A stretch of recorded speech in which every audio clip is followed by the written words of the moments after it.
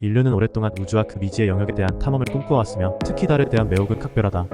최근 과학기술의 발전으로 달에 인류가 정착할 수 있는 가능성은 점점 더 현실화되고 있다.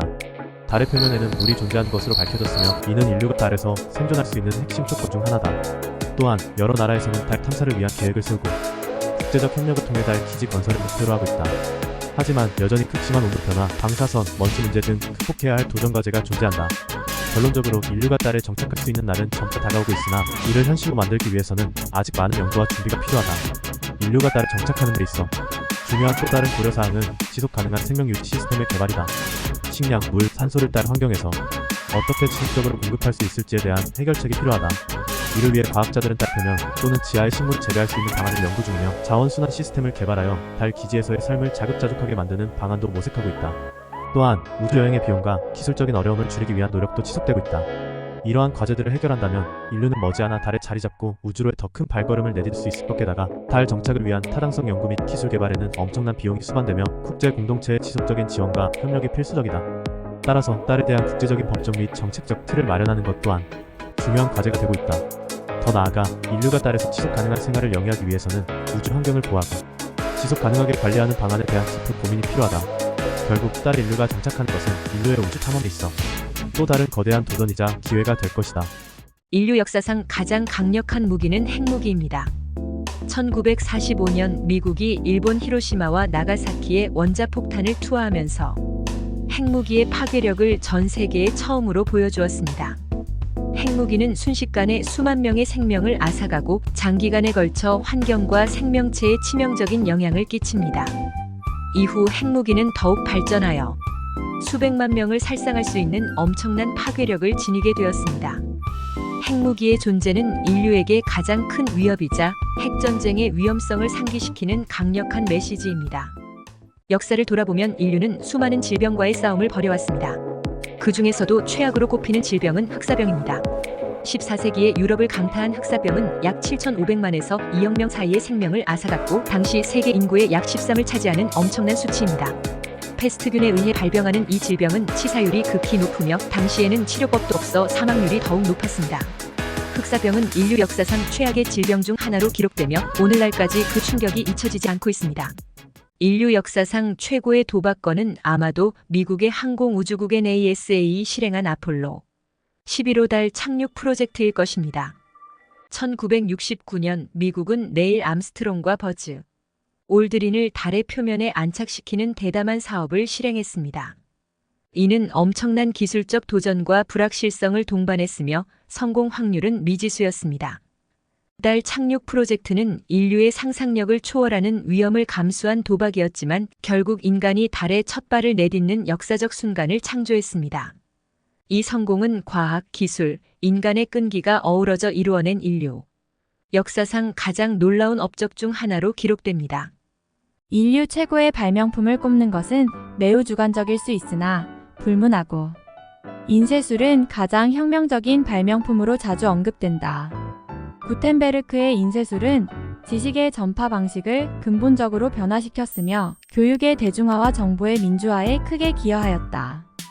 또한 인터넷은 통신의 경계를 허물며 세계를 하나로 연결하는 역할을 하여 정보와 문화의 교류를 한층 더 가속화시켰다.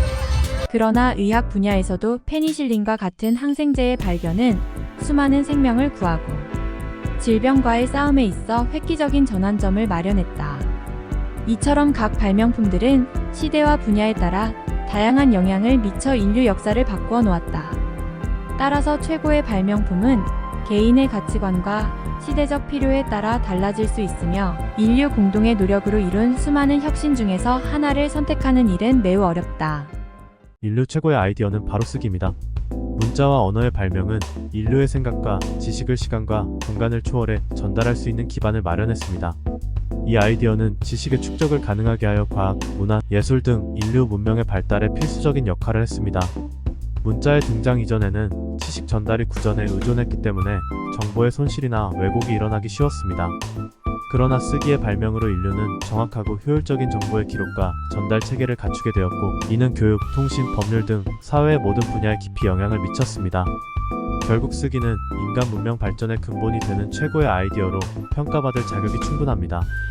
또한 쓰기는 개인의 생각과 감정을 표현하는 수단으로서 창의력과 상상력을 발휘할 수 있는 기회를 제공합니다. 이를 통해 문학, 철학, 과학적 이론 등 인류의 다양한 지적 성과가 탄생했으며 이는 다시금 새로운 지식과 문화의 창조를 촉진시키는 원동력이 되었습니다. 쓰기 덕분에 인간은 자신의 경험과 사고를 후세에 전달할 수 있게 되었고 이는 공동체의 기업과 정체성을 형성하는 데 중요한 역할을 했습니다. 쓰기의 이러한 기능은 시대를 초월해 인류가 직면한 문제를 해결하고 미래를 설계하는 데 있어 핵심적인 도구로 자리매김하게 됩니다. 인류 최고의 아이디어인 쓰기는 결국 문명을 이어가고 자리매김한 것입니다. 쓰기를 통해 인류는 역사를 기록하고 법과 규칙을 정립하며 지식의 전달과 확산의 진전을 이루었습니다. 뿐만 아니라 편지나 일기 등 개인적 차원에서도 쓰기는 깊은 감정의 표현이나 자기 반성의 도구로 활용되었습니다. 이처럼 쓰기는 인류의 생활 방식, 사고 방식, 그리고 문화의 형성에 지대한 영향을 미치며 인간 공동체의 복잡한 소통과 발전의 필수적인 요소로 작동해 왔습니다. 인류 역사상 최고의 아이디어인 쓰기는 앞으로도 문명의 발전과 인간의 창의력을 증진시키는 중추적 역할을 할 것입니다. 그렇다면 쓰기의 미래는 어떠할까요? 디지털 시대가 도래함에 따라 쓰기의 형태와 도구는 끊임없이 변화하고 있습니다. 키보드와 터치스크린이 펜과 종이를 대체하는 가운데 인공지능 기술의 발전은 쓰기의 패러다임을 재정립하고 있습니다. 그러나 변화하는 도구와 기술 속에서도 쓰기의 본질적 가치는 변하지 않습니다. 앞으로도 인류의 지식과 문화, 감정과 사상을 기록하고 공유하는 수단으로 쓰기는 계속해서 중요할 것입니다. 쓰기는 인류가 보유한 가장 강력한 도구로 미래 세대에게 무한한 가능성을 전달할 근본이 될 것입니다. 이러한 쓰기의 변화 속에서 우리는 어떻게 적응해야 할까요? 첫째, 새로운 쓰기 도구와 기술을 배우고 이해하는 것이 중요합니다. 디지털 기기의 활용은 쓰기의 속도와 효율을 대폭 향상시킬 수 있습니다. 둘째, 쓰기의 본질적 가치인 소통과 창조를 잊지 말아야 합니다. 기술이 발전하더라도 우리의 생각과 감정, 지식의 전달이 쓰기의 핵심입니다. 따라서 디지털 시대에도 문해력과 비판적 사고 능력을 계속해서 키워나가는 것이 중요합니다. 쓰기는 과거부터 현재까지 그리고 미래에도 인류 문명을 이끄는 원동력이 될 것입니다.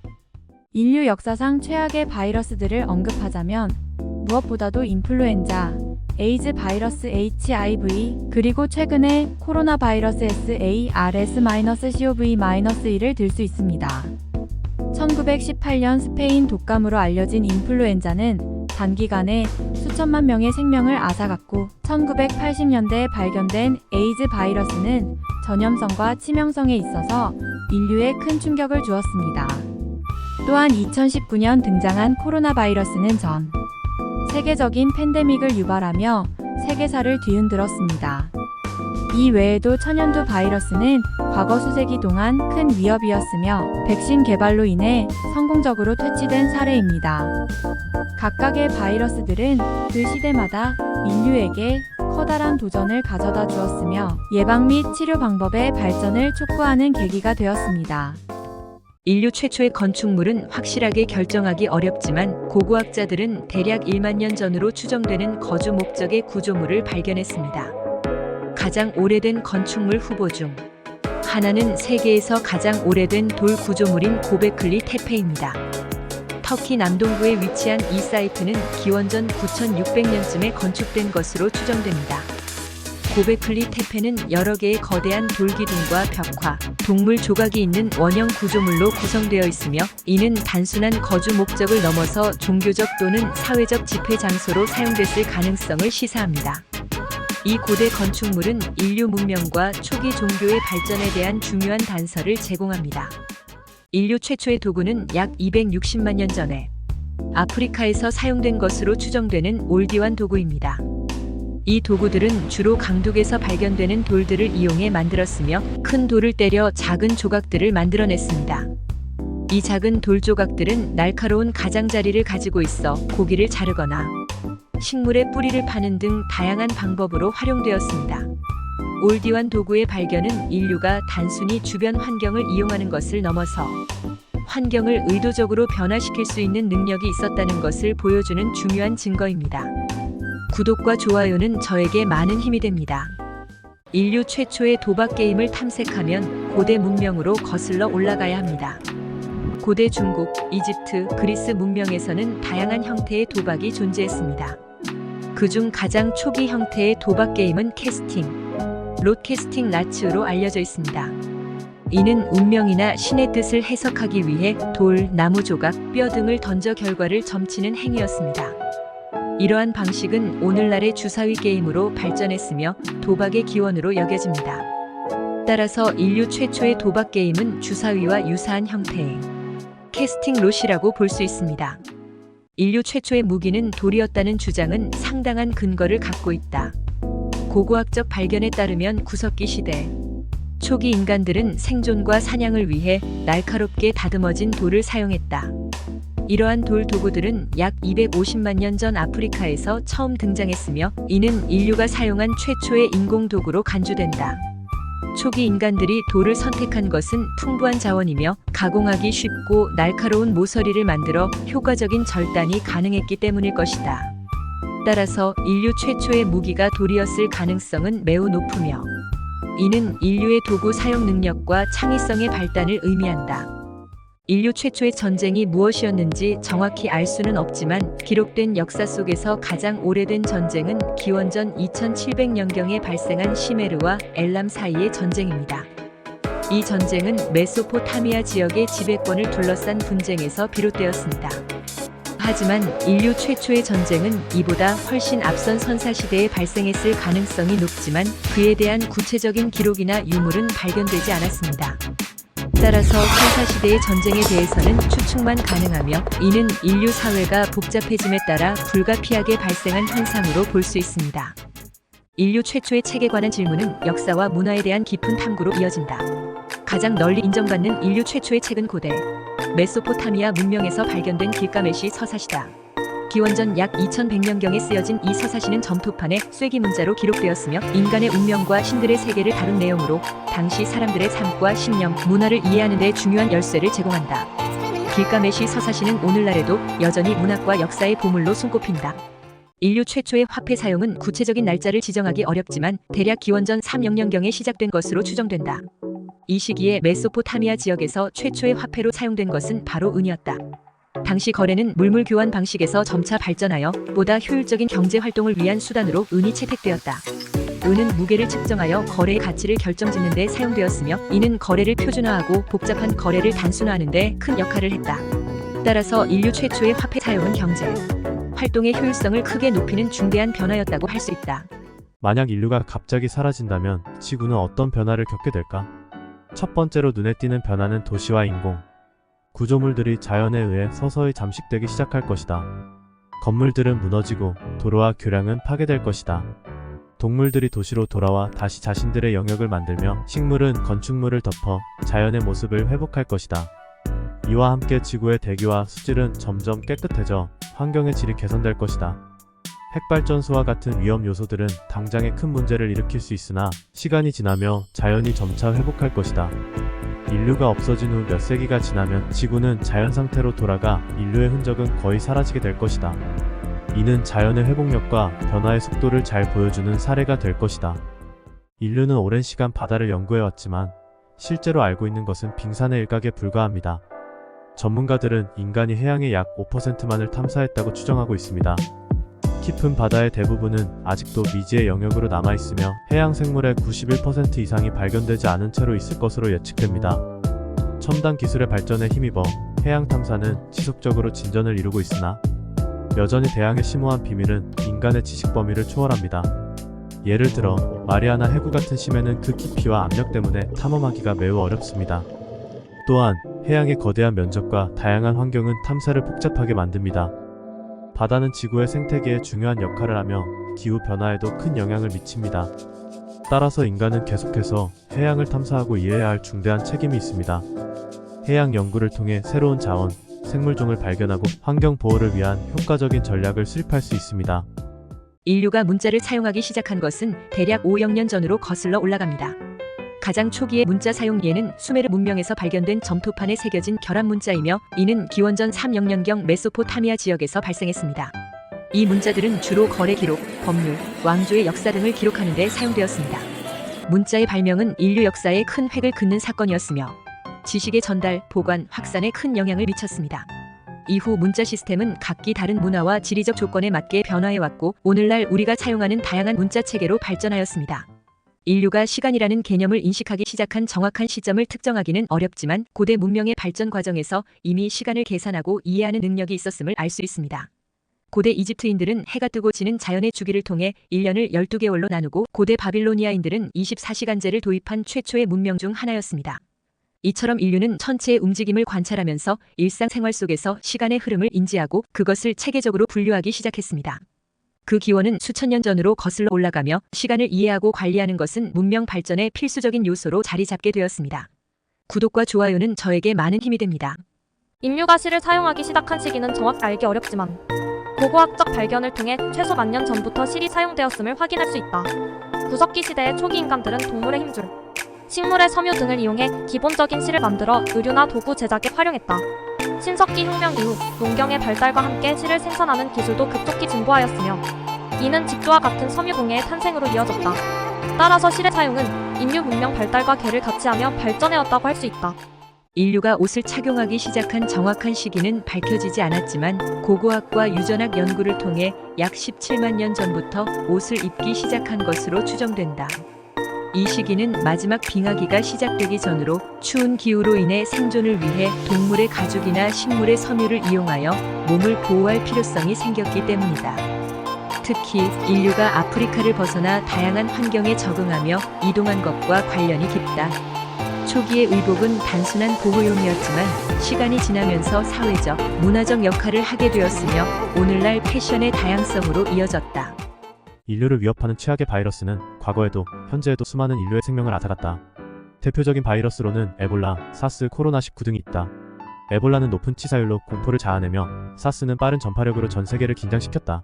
최근에 코로나19는 전례 없는 글로벌 팬데믹을 일으켜 경제적, 사회적 혼란을 초래했다. 바이러스는 진화하며 새로운 변종을 생성, 백신의 효과를 감소시키기도 한다.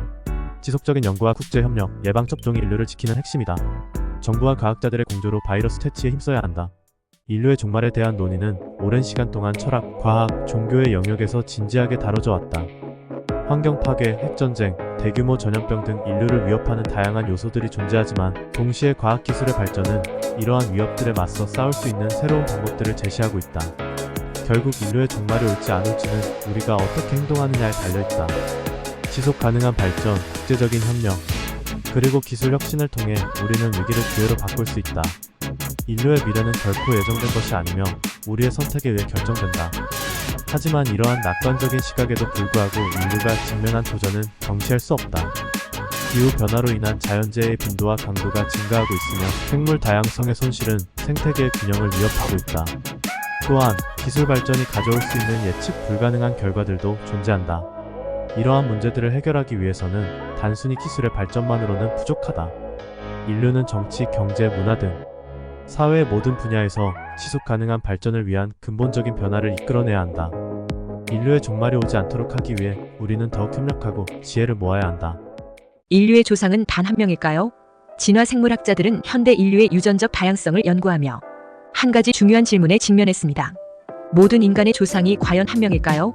유전적 연구 결과 우리의 미토콘드리아 DNA는 유사한 조상을 가리키고 있으며 이를 미토콘드리아 이브라고 부릅니다.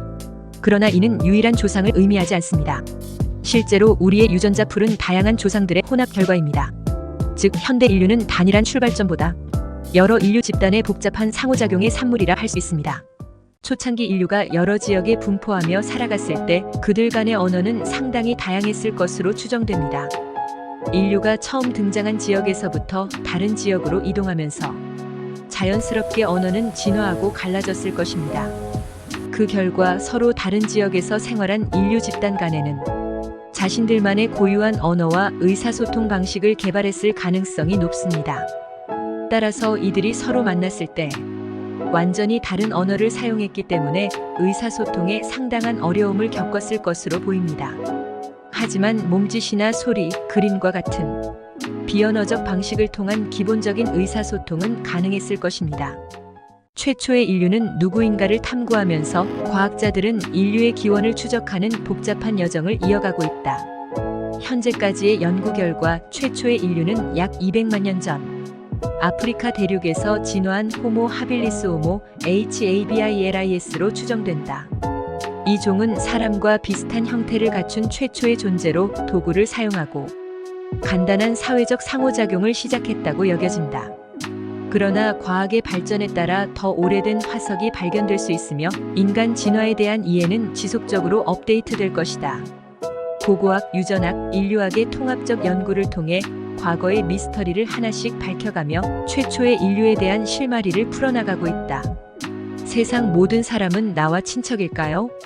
인류가 태양 없이 인공태양으로 생존할 수 있는지에 대한 물음은 과학과 기술의 진보에 의존한다. 인공태양이 현재로서는 핵융합 기술에 기반을 두고 연구되고 있으며 이는 태양과 같은 에너지를 지구상에서 재현할 수 있는 잠재력을 가지고 있다. 이론적으로 인공태양이 태양과 동등한 에너지를 안정적으로 제공할 수 있다면 인류는 생존할 수 있을 것이다.